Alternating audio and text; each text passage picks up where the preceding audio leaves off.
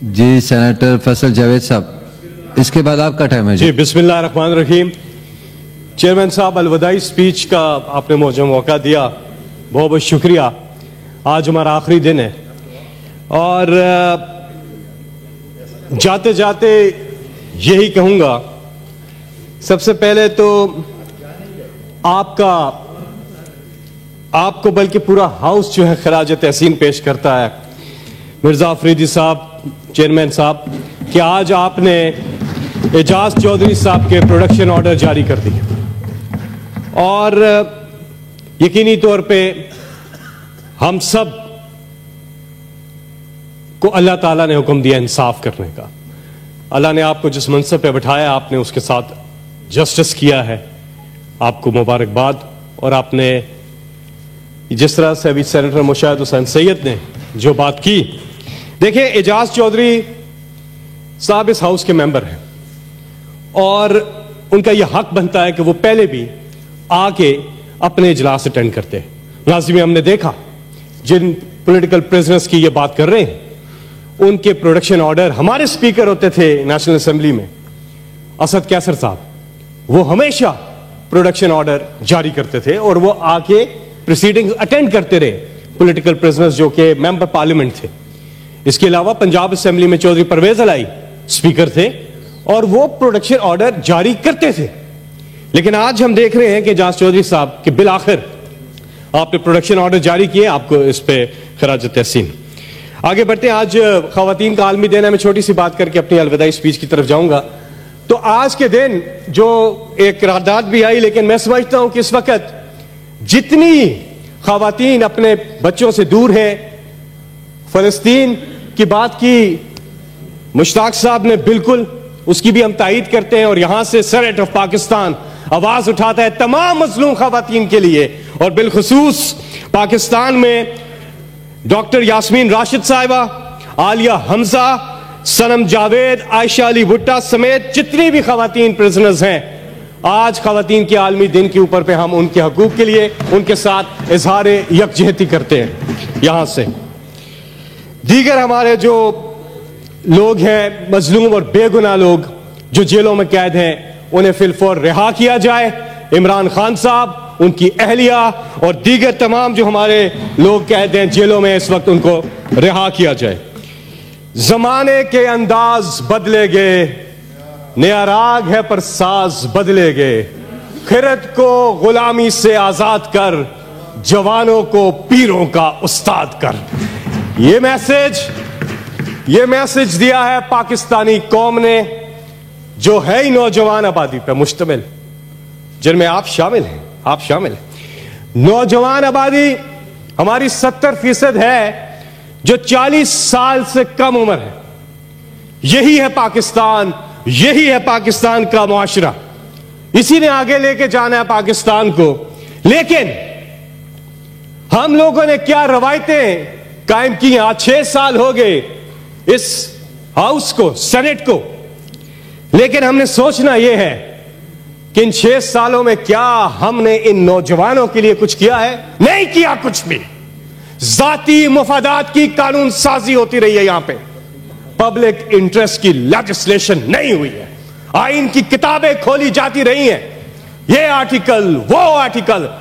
اور میں رضا ربانی صاحب کو ایک بار پھر مخاطب کر کے کہوں گا کہ بالکل رضا ربانی صاحب، آپ یہ آئین کی کتاب کھولتے رہے ہیں. یہ اور بات ہے پچھلے 2 سال سے یہ کتاب آپ لا نہیں رہے. پچھلے 2 سال سے میں نے آپ کے ہاتھ میں کانسٹیٹیوشن آف پاکستان کی کتاب نہیں دیکھی ہے. اس سے پہلے 4 سال لگاتار میں نے آپ کے ہاتھ میں یہ کتاب دیکھی ہے. 90 دن میں الیکشن نہیں ہوا، آپ نے یہ کتاب کیوں نہیں کھولی؟ آئینی تقاضے پورے نہیں ہوئے، آپ نے یہ کتاب اس ہاؤس میں پھر کیوں نہیں کھولی؟ چیئرمین صاحب، آئین کی بالادستی، قانون کی بالادستی، انسانی حقوق کا تحفظ، آزادی رائے کا تحفظ، آزادی صحافت کا تحفظ، عدلیہ کی آزادی، یہ آج بھی چیلنجز ہیں. یہ آج بھی چیلنجز اپنی جگہ قائم ہیں. ابھی سفر باقی ہے، بہت کچھ کرنا ہے، لیکن 6 سال میں تو کچھ نہیں کیا. تو یہ اتنے بڑے بڑے چیلنجز، خواتین کے حقوق کا تحفظ بھی اس میں شامل کریں جو انسانی حقوق کے اندر آتا ہے. یہ سارے جو چیلنجز میں نے گنوائے ہیں یہ آج اپنی جگہ موجود ہیں. ہمارے معاشرے کو کیا ہو گیا ہے؟ ایک باپ بڑے فخر سے کہتا ہے وہ میرا بیٹا بڑا تیز ہے گا، ادھر کم نہیں ہو رہا سی، انہیں 500 روپے دیتے ہیں ادھر کم ہو گیا. واہ جی واہ، واہ جی واہ، کیا کمال ہے. یہ فیشن سٹیٹمنٹ ہے، یہ پرائیڈ کی سٹیٹمنٹ ہے. غلط کام کر رہا ہے اس کا بیٹا، لیکن باپ فخر سے کہہ رہا ہے کہ میرا بیٹا بڑا تیز ہے. کدھر لے کے جا رہے ہیں معاشرے کو؟ رشوت کو ہم پرائیڈ لے رہے ہیں کہ بچے کی انٹیلیجنس کو کہہ رہے ہیں کہ بڑا تیز ہے، سمارٹ ہے. پھر کہتا ہے جی میرا بیٹا بڑا تیز ہے. اس کا واقف تھا فلائنگ جگہ پہ، انہیں فون کی تو کم ہو گیا. سفارش غلط ہے، لیکن عام کر دیا. عام ہی نہیں، اس پہ فخر بھی کر رہے ہیں. اسی طرح چوری ہے، اسی طرح کرپشن ہے.